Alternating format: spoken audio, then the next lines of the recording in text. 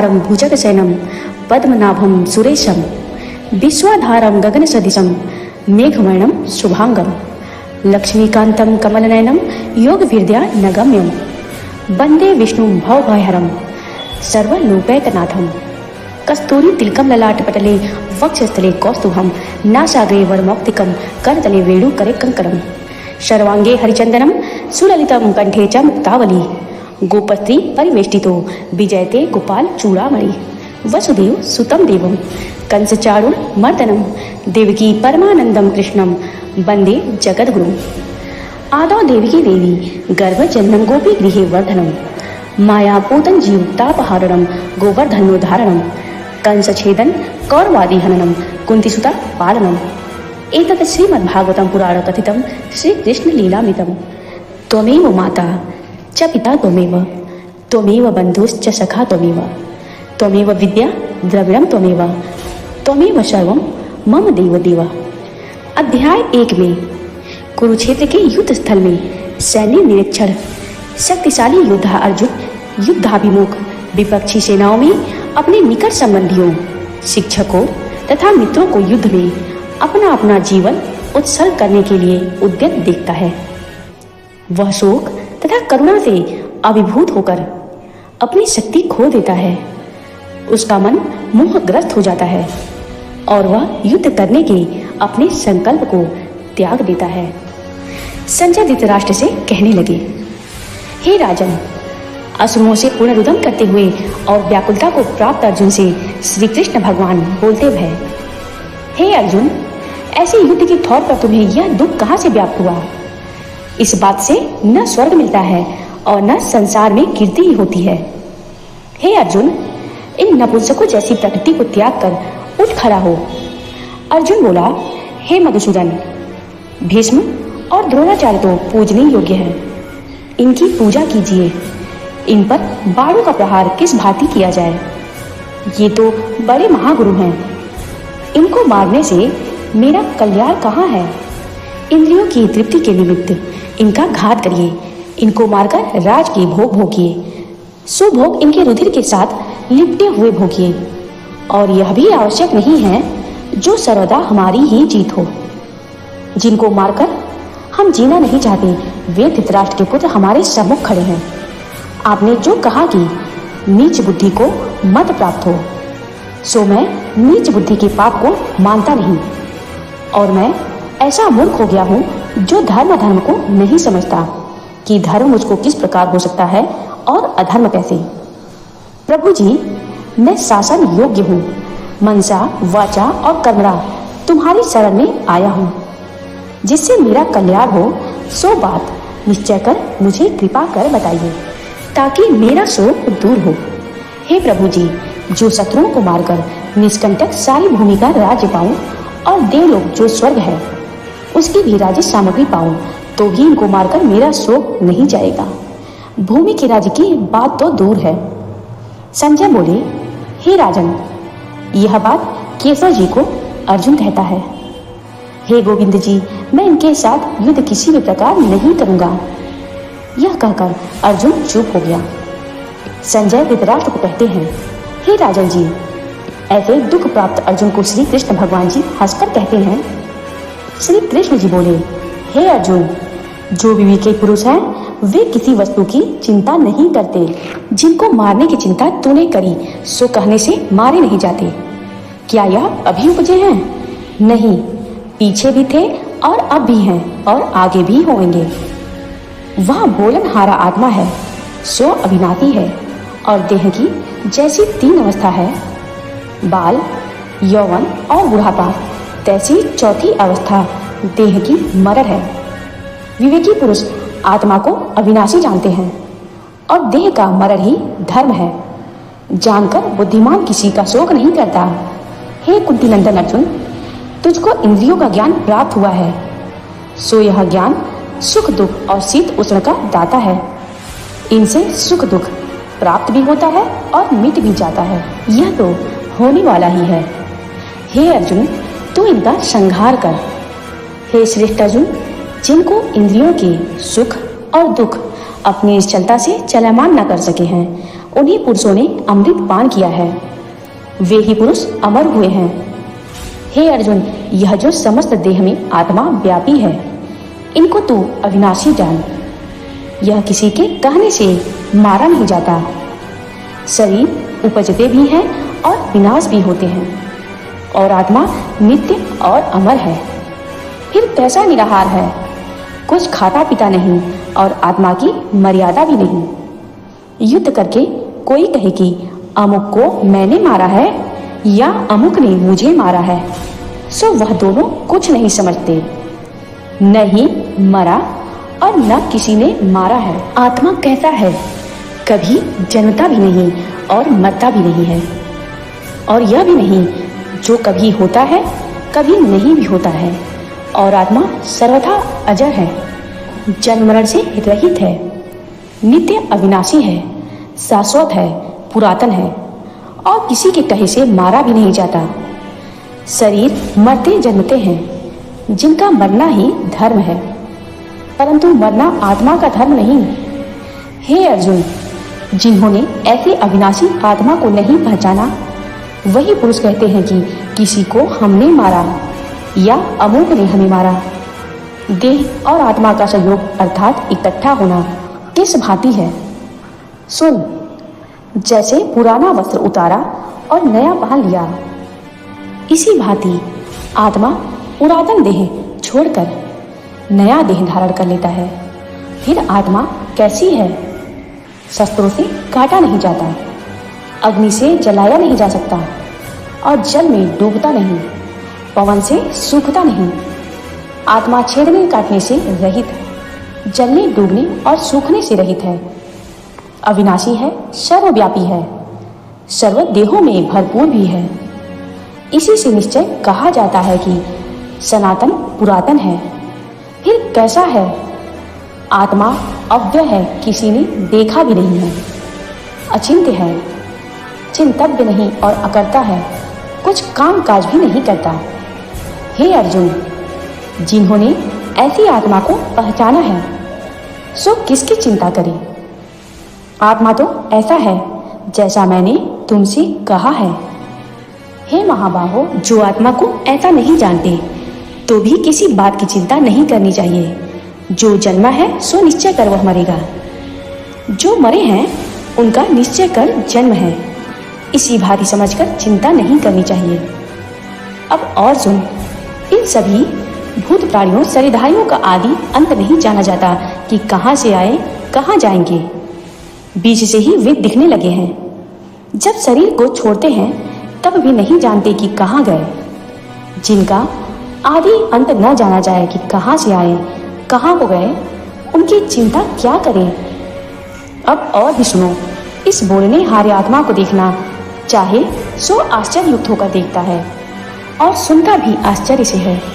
आश्चर्य क्या है, जिसका कुछ निर्णय न किया जाए कि यह क्या है। यह बात आत्मा की निश्चित कर जानिए कि यह अविनाशी है। इसलिए हे अर्जुन, किसी भूत प्राणी की चिंता न कर। तू क्षत्रिय है, युद्ध करना तेरा धर्म है। तू अपने धर्म से मत गिर। ऐसा युद्ध विषय कल्याण क्षत्रियों को दुर्लभ है। यह सभी योद्धा अपनी इच्छा से आए हैं, स्वर्ग द्वार इनके लिए खुले पड़े हैं। हे अर्जुन, इस युद्ध मार्ग के सुख से ही स्वर्ग प्राप्त होएगा। जो तू यह धर्म संग्राम न करेगा तो तेरी धर्म और कीर्ति भी चली जाएगी। धर्म और कीर्ति को छोड़कर पाप को प्राप्त होएगा। जो लोग तेरी कीर्ति करते हैं वे ही तेरी निंदा भी करेंगे। कि अर्जुन बलहीन है, लोगों में जिसकी निंदा हो उसके जीवन से मरण भला है। जो योद्धा तेरे से डरते हैं और महारथी योद्धा मानते हैं, वो ही योद्धा कहेंगे। अर्जुन बलहीन है और बुरे वचन कहेंगे, तेरे पराक्रम की निंदा करेंगे। यह सुनकर तुझे बड़ा दुख होगा। यदि तू युद्ध में शरीर छोड़ेगा तो स्वर्ग में जाएगा, जीतेगा तो भूमि के राज्य का सुख प्राप्त होगा। इसलिए हे अर्जुन, तू उठ खड़ा हो, युद्ध का निश्चय कर। सुख दुख को समान जानकर युद्ध कर, तुझे पाप नहीं लगेगा। हे अर्जुन, तुझको यह सांख्य शास्त्र का मत बताया है। अब बुद्धि योग सुन, जिसके सुनने समझने से यह तेरे जन्म मरण के बंधन को काट डालेगा और मुक्ति पावेगा। अब प्रथम तू मेरी बात सुन। मैं अपने भक्तों के साथ कहता हूँ, जो मेरी भक्त मेरी पूजा भक्ति स्मरण भूल कर भी करते हैं, तिसका पाप कुछ नहीं, मैं क्यों कर मानूं। जो मेरा भक्त मेरे प्रेम में मगन हुआ है, जिसकी सुध नहीं है, तिसकी साखी सुन। जो राम अवतार में भीलनी की गति हुई कि प्रेम के साथ झूठे बेर भक्षण किए हैं। हे अर्जुन, मेरी गति देखने में थोड़ी है। एक तुलसी दल और पुष्पमाला मुझे समर्पण करें और एक बार नमस्कार करें और एक बार मेरा नाम लें, देखने को थोड़ा है पर इसका फल बहुत बड़ा है। क्या फल है सुन। जन्म मरण के दुख को काट कर मेरे अविनाशी पद में लीन होता है। यह तो भक्तों के साथ मेरी प्रीति है, सो कही है, और भक्ति का फल भी कहा। अब जैसी मेरे साथ मेरे भक्तों की बुद्धि है, सो सुन। मेरे जिन भक्तों की केवल मेरे चरण कमलों की सेवा के साथ प्रीति है, वे प्रभु बिना किसी दूसरे को नहीं मानते, मेरे नाम बिना कुछ मुख से कहते भी नहीं, न सुनते हैं। उनका दृढ़ निश्चय है, जिनका निश्चय मेरे साथ नहीं, उनकी बात सुन। हे अर्जुन, उनकी मति अनेक ओर भरमती है, जिस ओर किसी ने मति लगाई उसी ओर लगी। जिनका निश्चय मेरे साथ नहीं, मीठी मीठी वाणी से इस लोक पर लोगों को सुनाते हैं, देवताओं की भक्ति का उपदेश करते हैं। वे अंधे मूर्ख अपने को पंडित कहलाते हैं। हे अर्जुन, वेद के विवाद से आप भी मोहे हुए हैं और लोगों को भी मोहित करते हैं। वे कैसे हैं? इंद्रियों के भोगों में जिनकी कामना है, उन्होंने स्वर्ग को ही परम पद समझ रखा है। वह ऐसे कर्म करते हैं जिनकी किए से बारंबार संसार में जन्म मरण हुए और जिनके करने से कष्ट बहुत हुए और जिस कर्म का तुच्छ फल हुए, स्वर्ग में गए ही नीचे गिर पड़े। ऐसे जो बुद्धिहीन हैं, जिनकी कामना इंद्रियों के भोगों में है और संसार में जिनकी अपनी प्रभुता है, इन बातों से बुद्धि अंधी भई। उनकी बुद्धि का निश्चय मेरे में लगता नहीं। हे अर्जुन, वेद का वृतांत सुन। वेद की बुद्धि भी तीनों गुणों में है, तो इन तीनों गुणों से अतीत है। वह कैसा है? जहाँ न शीत हो, न उष्ण हो, न जन्म मरण हो, ऐसी जो आत्मा सत्य स्वरूप और नित्य है, तो इनके साथ जुड़। आत्मा के सुख और इंद्रियों के भोगों के सुख में बड़ा भेद है। इनका दृष्टांत सुन। जैसे कुआं, तालाब, नदी, इनके विषय में एक ही कार्य हो।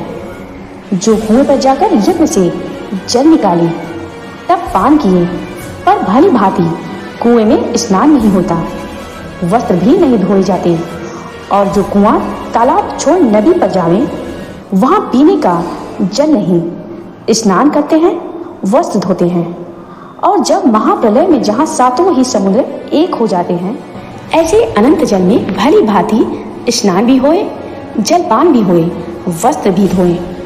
इसी भांति आत्मा ब्रह्म के साथ जुड़कर अनंत सुख पाता है। इस सुख को मेरी उपासक ब्रह्मा, नारद, तपस्वी सब जानते हैं। जिस कारण हे अर्जुन, ऐसा जो आत्म सुख है, तिसके साथ जुड़। तेरा जो क्षत्रिय धर्म है, सो कर, फल कुछ न मांग, हार जीत एक समान जानकर युद्ध कर। हर्ष शोक से रहित हो, इसका नाम समता योग है। हे अर्जुन, ऐसे युद्ध योग के साथ जुड़कर पाप पुण्य दोनों को काट डाल और बुद्धि योग कर आत्मा के साथ जुड़। इसका नाम कल्याण योग है। ऐसे विवेकी पुरुष हैं, सो फल किसी कर्म का नहीं चाहते, मेरे साथ जुड़ते हैं। जो फल चाहते हैं, सो नीच मति हैं। हे अर्जुन, जब तू मेरे साथ बुद्धि को निश्चल करेगा, तब जन्म मरण के बंधन काटकर मेरे अविनाशी पद को प्राप्त होगा। हे अर्जुन, जब मोह के जाल को तेरी बुद्धि तोड़ेगी, तब जितने शास्त्र सुने हैं उनसे भी विरक्त होगा। जब तेरी बुद्धि निर्मल होगी, तब तू समाधि योग के सुख को जानेगा। श्री कृष्ण भगवान के वचन सुनकर अर्जुन प्रश्न करते हैं, हे केशव, जिसकी निश्चल बुद्धि है तिनके लक्षण कृपा कर कहो। तिसकी बोली कहती है, समाधि कहती है, लोगों के साथ बात किस भांति करता है और चलता बैठता किस भांति है। मैं कैसे समझूं कि यह निश्चल बुद्धि है। इतना सुनकर श्री कृष्ण भगवान कहते हैं, हे अर्जुन, जिसकी कामना किसी बात पर नहीं उठती, जो अपनी आत्मा को संतुष्ट पाकर संतुष्ट है, उनको तू निश्चल बुद्धि जान। फिर कैसा है जिसकी देह को यदि दुख लगे तो चिंता न करे और सुख की इच्छा न करे, किसी से जिसका मोह नहीं और किसी का भय नहीं, किसी के साथ बैर नहीं और किसी के साथ क्रोध नहीं होता। फिर कहता है जिसको किसी से प्रीति नहीं, जिसे भली वस्तु पाकर हर्ष नहीं और बुरी वस्तु पाकर शोक नहीं, उसकी बुद्धि निश्चल जान। फिर कैसा है जैसे कछुआ अपने हाथ पांव मुख सभी इंद्रियां अपनी खोपड़ी में चढ़ा लेता है, वैसे ही जिसने सभी इंद्रियां विषयों से हटाकर बांध रखी है, तिसको तू निश्चल बुद्धि मान। हे अर्जुन, यद्यपि विवेकी पुरुष इंद्रियों को जीतने का प्रयत्न करता है तो भी इंद्रियां बलवान है, मन को अपनी ठौर से चलायमान कर देती है। हे अर्जुन, उन सब इंद्रियों को तू वश में कर। किस प्रकार वश में करे सो सुन। मन का निश्चल चेता मेरे में रख, मन ही से इंद्रियां जीती जाती है, सोई मेरे में निश्चय रख, तब इंद्रियां आप ही जीती जाएंगी। जिसके वश में इंद्रियां हैं उसकी बुद्धि निश्चल जान, और जो मेरे नाम तथा मेरे ध्यान बिना कुछ चित्तवना बात करता है, इससे मनुष्य का किस भांति कार्य बिगड़े हैं। सो सुन।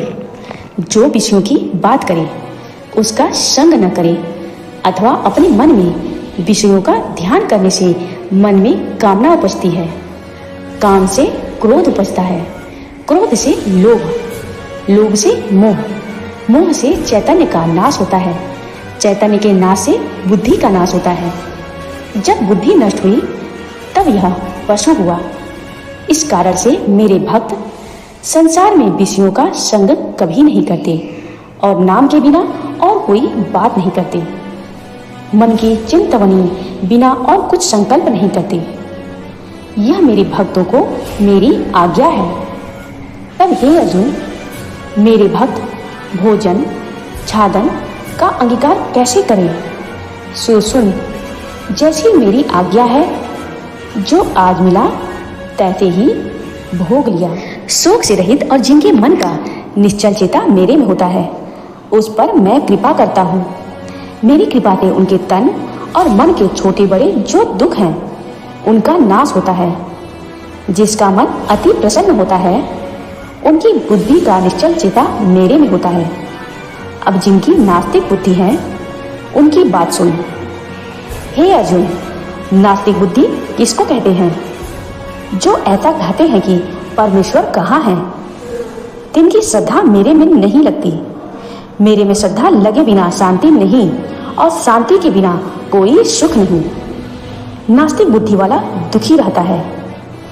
हे अर्जुन, जो इंद्रियां विष्णु की ओर चले उनके पीछे मन को न जाने देवे, उसकी बुद्धि कैसी है सो सुन। जैसे नौका नदी के परले किनारे चलती है और पवन का झोंका साथ आता है तो नौका को इस तट पर नहीं लगने देता, वह जिधर किधर आ लगती है। इसी भांति इंद्रियों के पीछे मन को न जाने दे। इसलिए हे अर्जुन, प्रथम तू इंद्रियों को वश में कर। जिन पुरुषों ने इंद्रियां अपने वश में करी हैं उनकी बुद्धि तैसे ही मेरे भक्ति में पूर्ण और निश्चल चाहिए। तू निश्चय जान। हे अर्जुन, अब और सुन। मेरे स्मरण में जो आनंद है उसे संसारी पुरुष नहीं जानते। उनके वास्ते मेरा भजन रात है, जिनमें मनुष्य जागते हैं, और संयमी जो मेरे भक्त हैं सो उस ओर से सो रहे हैं। उनके वास्ते संसार की बात रात्रि है, और जो मेरे भक्त हैं वे मेरे भजन में जागते हैं, सावधान हैं। मेरा जो पूर्ण भक्त है उसके लक्षण सुन।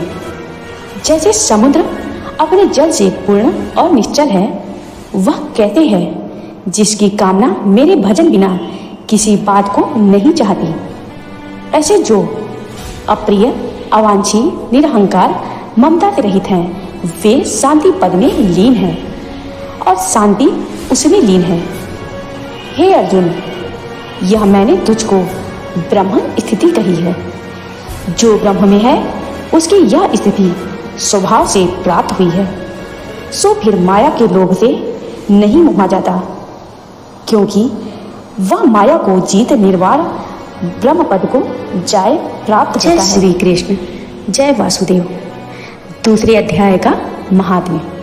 श्री नारायण जी कहते हैं, हे लक्ष्मी, दक्षिण देश के इंद्रपुर नामक नगर में विष्णु नामक सेठ एक साधु की सेवा करता था। वह एक दिन साधु से बोला, मुझे नारायण जी के पाने का उपदेश करो।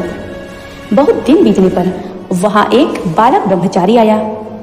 उसने ब्रह्मचारी से विनय करी, मुझे नारायण जी के पाने का उपदेश दे दीजिए।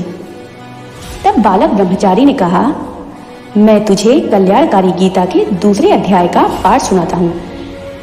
विष्णु ने पूछा, गीता का दूसरा अध्याय सुनकर कोई कृतार्थ भी हुआ है?